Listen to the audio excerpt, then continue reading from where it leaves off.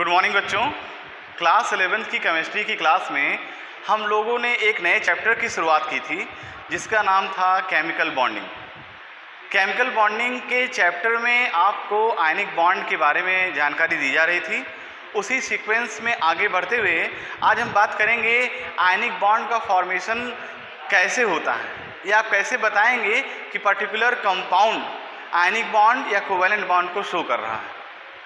बेटा आपको याद होगा इससे पिछले वाले आपको जो लेक्चर दिया गया था उस लेक्चर में हमने आपको पॉलिंग रूल समझाया था और ये भी बताया था कि उस पॉलिंग रूल के अकॉर्डिंग आप बॉन्ड के नेचर को डिसाइड कर सकते हैं, स्पेशली आयनिक बॉन्ड और कोवैलेंट बॉन्ड के लिए। तो उसी पॉलिंग रूल की हेल्प से आज हम डिस्कस करेंगे कि किस तरीके से कंपाउंड आयनिक बॉन्ड का फॉर्मेशन करेगा, या जो कंपाउंड आपको दिया जा रहा है उसमें आयनिक बॉन्ड डोमिनेंट होगा कि नहीं होगा। तो चलिए आगे बढ़ते हैं और बात करते हैं आयनिक बॉन्ड फॉर्मेशन की on the basis of polling rule. बेटा यहाँ पर देखिए आपके पास एक कंपाउंड है NaCl। सभी लोग जानते हैं, इससे परिचित हैं। इसका नाम बताएंगे सभी लोग, कमेंट बॉक्स में जरूर लिखेंगे NaCl का केमिकल नेम क्या होता है। ठीक है, तो NaCl में देखिए आपके पास दो डाटाज दिए होंगे। हमने पहले ही बताया था कि रूल में इम्प्लीमेंट करने के लिए आपको डाटा पहले से प्रोवाइड कराया जाएगा। ठीक है, तो यहाँ पर देखो बेटा NaCl है जिसमें Na का जो इलेक्ट्रोनेगेटिविटी डिफरेंस है वो 0.9 है और Cl का जो इलेक्ट्रोनेगेटिविटी डिफरेंस है वो क्या है 3 है। अब हमें क्या करना है, टोटल इलेक्ट्रोनेगेटिविटी डिफरेंस कितना इन दोनों के बीच में आ रहा है उसको हमने कैलकुलेट किया और उसकी वैल्यू आई 2.07। इसका मतलब ये वैल्यू जो पॉलिंग रूल में सेट वैल्यू थी 1.7 से क्या है ज़्यादा है। बात समझ में आ रही है? आपने इसको कैलकुलेट किया, कैलकुलेट करने के बाद जो आंसर आएगा उसको हम कंपेयर कराएंगे, टैली कराएंगे with the help of polling rule data. जो पॉलिंग रूल का डाटा 1.7 है उससे इसको हमने टैली कराया, तो ये पता चल रहा है कि इसकी वैल्यू पॉलिंग रूल की वैल्यू से क्या है ज़्यादा है। और आपको अगर रूल याद होगा तो अगर वैल्यू ज़्यादा है 1.7 से तो बॉन्ड कैसा होगा बेटा, आयनिक बॉन्ड हो जाएगा। क्लियर? देखिए कितना इजी है, अगर आपके पास डाटा मौजूद है तो आप बहुत आसानी से आयनिक बॉन्ड को पहचान सकते हैं। फिर आगे बढ़ेंगे, एक अलग एग्जांपल ले लेंगे HCl। दूसरा एग्जांपल हम लोगों ने लिया HCl का। यहाँ पर भी आपको इलेक्ट्रोनेगेटिविटी डिफरेंस की वैल्यू दी गई है, इसको हमने कैलकुलेट किया तो इसकी वैल्यू आई 0.9। इसका मतलब ये क्या है 1.7 से कम है, इसीलिए आयनिक बॉन्ड तो नहीं होगा इसमें होगा कोवैलेंट बॉन्ड। बहुत सारे बच्चे कन्फ्यूज़ रहते हैं, HCl को जब एसोसिएट करते हैं तो हाइड्रोजन के ऊपर पॉजिटिव चार्ज और क्लोरीन के ऊपर नेगेटिव चार्ज आता है, इससे बच्चे इसको आयनिक कंपाउंड के तौर पे कंसीडर करते हैं, लेकिन एक्चुअली है क्या, ये कोवैलेंट कंपाउंड है। आगे इसके बारे में आपको जानकारी देंगे कैसे कोवैलेंट है।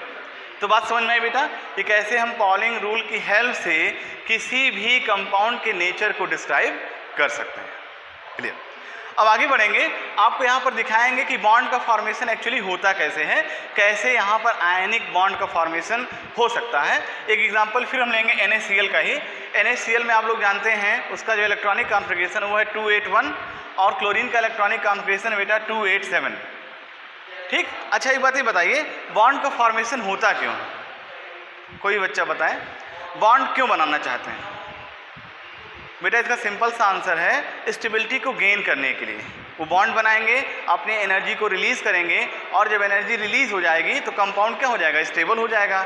आपके अंदर ज़्यादा एनर्जी होती तो आप क्लास में उछल कूद मनाते रहते हैं, कभी इधर कूदेंगे कभी उधर कूदेंगे, कभी सड़क पे भिड़ जाएंगे कभी दूसरे से भिड़ते रहेंगे। तो क्या होता है, आपके अंदर ज़्यादा एनर्जी तो आपके यहाँ अनस्टेबल है, ना तो क्लास में बैठना चाहते हैं, ना तो फील्ड में खेलना चाहते हैं और ना तो पढ़ाई में आपका मन लग रहा है, तो आप पूरी तरह से क्या है अनस्टेबल हैं। तो आपको उस समय एनर्जी रिलीज़ करने की ज़रूरत होती। तो बेटा जब एनर्जी रिलीज़ हो जाएगी तो आप क्या हो जाएंगे, सस्टेन हो जाएंगे और धीमे धीमे आप स्टेबल हो जाएंगे। तो सेम प्रोसेस, सेम फंडा आपका जो है आयनिक कंपाउंड के लिए भी लगता है।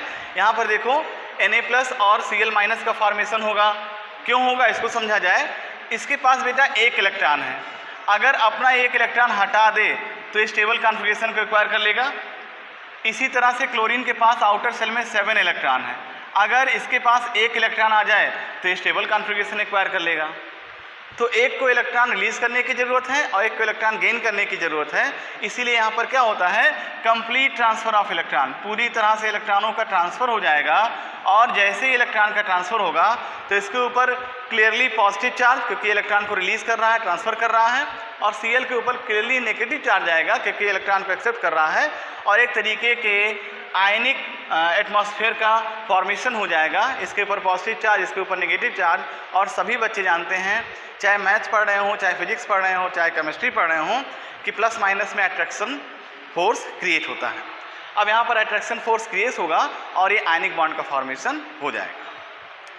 पहले ही लेक्चर में आपको बताया गया है, bond is a attraction force between two similar और डिफरेंट टाइप एटम और एलिमेंट। क्लियर? आप लोगों से क्वेश्चन है, पिछले भी लेक्चर में बताया गया था, आपको ये बताना है कि जो अट्रैक्शन फोर्स डेवलप होता है उसका नाम क्या है, किस तरीके का फोर्स उसमें डेवलप हो रहा है, उसका नाम आपको बताना है। फिर हम बात करेंगे CaF2, ये भी एक एग्जाम्पल है आपके सामने। यहाँ पर देखो बेटा, ध्यान से देखेंगे, Ca के आउटर सेल में कितने इलेक्ट्रॉन हैं? 2 इलेक्ट्रॉन हैं। अगर ये 2 इलेक्ट्रॉन यहाँ से हट जाए तो क्या हो जाएगा, ये स्टेबल कॉन्फ़िगरेशन को एक्वायर कर लेगा, और फ्लोरीन के पास अगर एक एक इलेक्ट्रॉन और आ जाए तो भी स्टेबल हो जाएगा।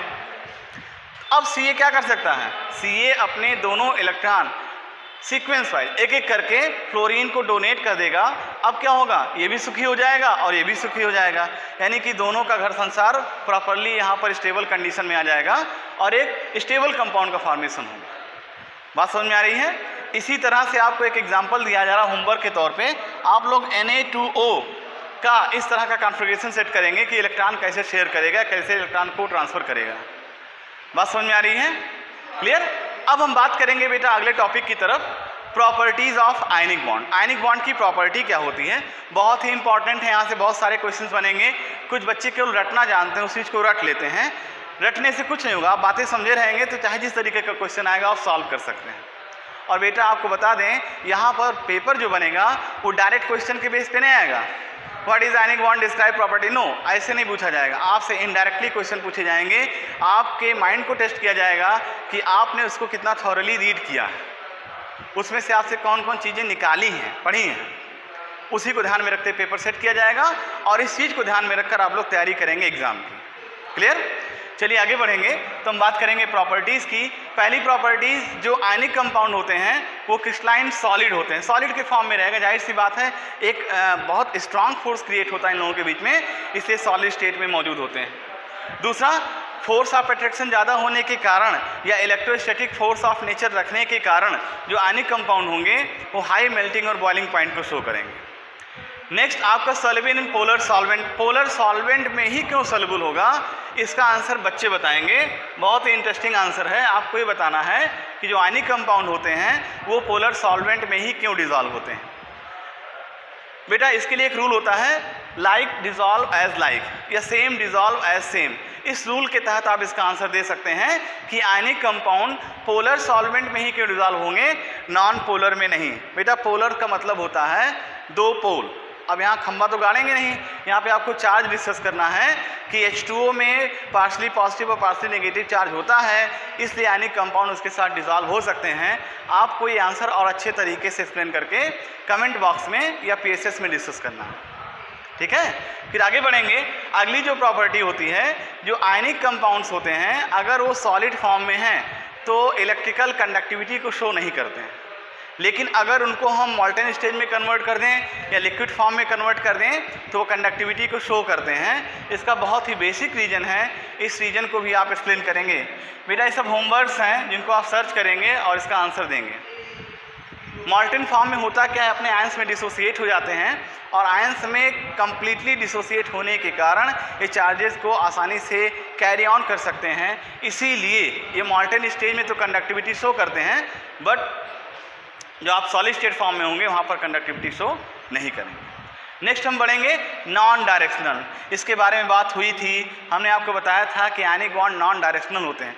बेटा इसका क्या मतलब होगा, इसका मतलब ये होगा कि आयनिक बॉन्ड का फॉर्मेशन किसी पर्टिकुलर डायरेक्शन से नहीं होगा, ठीक है। ये सर्वत्र व्याप्त है, किसी भी तरीके से अटैक कर सकता है, किसी भी तरफ से आके जुड़ सकता है। कोवैलेंट बॉन्ड में ऐसी कंडीशन नहीं होती। कोवैलेंट बॉन्ड में कंडीशन है फ्रंट साइड से या जिस साइड से उसको इलेक्ट्रॉन्स आसानी से उपलब्ध होंगे केवल उसी तरफ से जाके वो जुड़ेगा। लेकिन आयनिक बॉन्ड में ऐसा कुछ नहीं बेटा। अगर सोडियम, एज्यूम कीजिए कैसे, अगर सोडियम के ऊपर पॉजिटिव चार्ज है तो ये पॉजिटिव चार्ज इसके सब तरफ होगा, ठीक है। जो बच्चा पढ़ने वाला होगा वो हर कंडीशन में पढ़ाई करेगा, चाहे गरीब हो, चाहे अमीर हो, चाहे विद्यालय मिल रहा हो, चाहे विद्यालय ना मिल रहा हो, अगर उसके अंदर लगन है वो पढ़ाई हर तरीके से करेगा, ठीक है। तो यहाँ पर सोडियम के ऊपर जो पॉजिटिव चार्ज हम लोग बना देते हैं कोने में, तो इसका मतलब ये नहीं खाली कोने में डोमिनेंट है चार्ज, वो चार्ज इसके चारों तरफ प्रॉपरली और इक्वल फील्ड पे सर्कुलेट होगा। इसीलिए अब क्लोरीन चाहे फ्रंट साइड से आए, चाहे बैक साइड से आए, चाहे अपवर्ड हो, चाहे डाउनवर्ड हो, चाहे जिस तरफ से आएगा, वो बॉन्ड का फॉर्मेशन उतना ही स्ट्रांग होगा, उसी तरीके से होगा। तो इसीलिए आयनिक बॉन्ड को हम कहते हैं कि नॉन डायरेक्शनल है, यहाँ पे कोई डायरेक्शन फिक्स नहीं है। बात समझ में आ गई। लास्ट और मोस्ट इंपॉर्टेंट पॉइंट है इसका, जब हम कूलिंग कर्व बेटा ड्रा करते हैं तो कूलिंग कर्व क्या होता है, डिसकॉन्टिन्यूस फॉर्म में होता है। आपको यहाँ पे एक छोटा सा कर्व ड्रा करके दिखाया गया है, ये डिसकॉन्टिन्यूस फॉर्म में है। टाइम और टेम्परेचर, ये बेटा टेम्परेचर है, टेम्परेचर और टाइम के बीच में एक कर्व ड्रा किया गया है। यहाँ पर देख रहे होंगे जैसे जैसे टाइम बढ़ता है वैसे वैसे टेम्परेचर इसका डाउन होना शुरू कर देता है, यानी ये सॉलिड फॉर्म में कन्वर्ट हो जाता है। क्लियर। यहाँ पर देखो एक स्पेसिफिक लाइन यहाँ पे ड्रॉ की गई है बेटा, एक ऐसी लाइन है जो मॉल्टन स्टेज को डिफाइन करती है। ये सॉलिड स्टेट में एक मॉल्टन स्टेज होती है, उसके बारे में जानकारी दे रही है बेटा। मॉल्टन स्टेज एक ऐसी स्टेज होती है जिसमें सब्सटेंस ना तो कम्प्लीटली सॉलिड फॉर्म में होगा और ना ही कम्प्लीटली लिक्विड फॉर्म में होता है, तो उस स्टेज को बोलते हैं मॉल्टन स्टेज। और यहाँ पर जो हीट होती है उस हीट को बोलते हैं लेटेंट हीट ऑफ फ्यूज़न। बात समझ में आ रही है। यहाँ पर मॉल्टन स्टेज में जो हीट जनरेट होती है, जो हीट लगती है, उसको हम बोलते हैं latent heat of fusion. Clear. तो एक टर्म आपके पास और नया आएगा जिसको हम बोलते हैं लेटेंट हीट ऑफ फ्यूज़न। इसको भी समझ लिया जाए कि लेटेंट हीट ऑफ फ्यूज़न होता क्या है। बहुत ही आसान शब्दों में आज समझ सकते हैं, किसी भी सब्सटेंस के फिजिकल स्टेट को कन्वर्ट करने के लिए जो एनर्जी उसको दी जाती है उस एनर्जी को बोलते हैं latent heat of fusion. Solid से लिक्विड में, लिक्विड से वेपर में आप जिस फॉर्म में कन्वर्ट करेंगे वहाँ पर जो एनर्जी आप देंगे उस एनर्जी को बोलते हैं latent heat of fusion. Condition क्या होगी, दो कंडीशन। अगर आप सॉलिड स्टेट के मॉल्टन स्टेट के लिए फ्यूज़न की बात करेंगे तो एटमॉस्फेरिक प्रेशर पे होगा और उसके मेल्टिंग पॉइंट पर होगा। ये यहाँ पर थोड़ा सा ध्यान देने वाली बात होगी। बाकी सिंपल डिफिनेशन है लेटेंट हीट ऑफ फ्यूज़न के लिए, किसी भी सब्सटेंस के फिजिकल स्टेट को कन्वर्ट करने के लिए दी जाने वाली एनर्जी को बोलते हैं लेटेंट हीट। अब फ्यूज़न किस टर्म में आप यूज़ करेंगे, सॉलिड से लिक्विड के फॉर्म में जा रहे हैं, लिक्विड से वेपर के फॉर्म में जा रहे हैं, वहाँ पर आप फ्यूज़न यूज़ कर लेंगे। सॉलिड से लिक्विड की तरफ बढ़ेंगे तो इसको फ्यूज़न बोलेंगे, और अगर आप लिक्विड से वेपर से बोलेंगे तो वेपराइजेशन बोलेंगे। ठीक है। तो उम्मीद है बच्चों आज का लेक्चर आपको समझ में आया होगा। इन सारे कंटेंट्स को आप नोट के फॉर्म में ज़रूर कन्वर्ट कर लेंगे और आपको आपके आने वाले एग्ज़ाम के लिए फिर से एक बार बेस्ट ऑफ लक बोलना चाहूँगा और सारे कंटेंट को आप ईजिली तैयार करेंगे। आज के लेक्चर के लिए इतना ही। Thank you.